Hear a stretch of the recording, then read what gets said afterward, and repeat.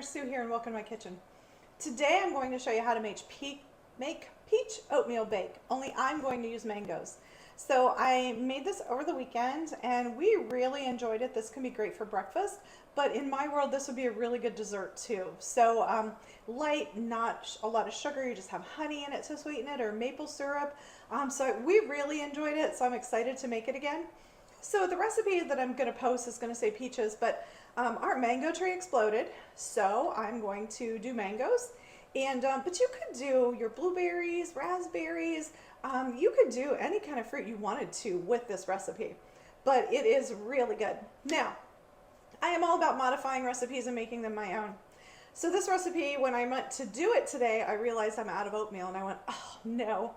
But I have a large container of muesli, which contains, and if you search through my videos, you'll find muesli.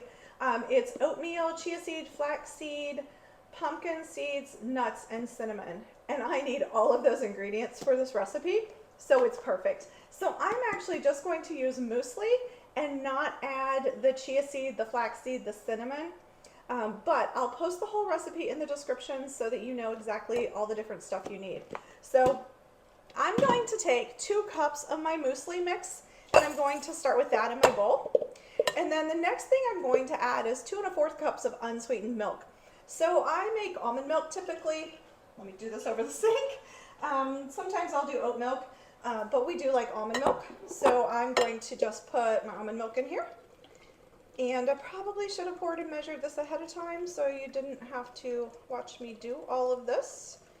And we're just going to hope that there's 2 1/4 cups here because this is all the milk I have. It's not looking good for the home team. So, well, maybe I'm pretty close. We'll see. So I'm going to get this milk measured here. I'm going to be shy just a little bit, but you know what? The liquid from the mangoes is going to help make up for it, I'm sure. I could have just saved myself some time, I guess, and popped that off in the beginning. You know, it's been a long day already. Or I guess that's it. Okay. 2 1/4 cup of unsweetened milk is what you want. Who knew that was exactly 2 cups in there? Okay. Again, I'm going with the liquid from the mangoes, so I'm going to be fine. I'm not going to worry about it. The next thing I'm going to do is put in here a 1/3 cup of honey. You could use maple syrup if you want to. Doesn't matter. Let me get this scraped off here. And then the next thing I'm going to do is add about 2 tablespoons of melted coconut oil. Put that one in there. I'm going to give this just a quick stir. Now, if you were doing this, you would do your cinnamon, your flaxseed, your chia seeds, all that kind of stuff. I'm then going to add a teaspoon of baking powder and then just a pinch of salt. All right, and then about a teaspoon of vanilla is what you want.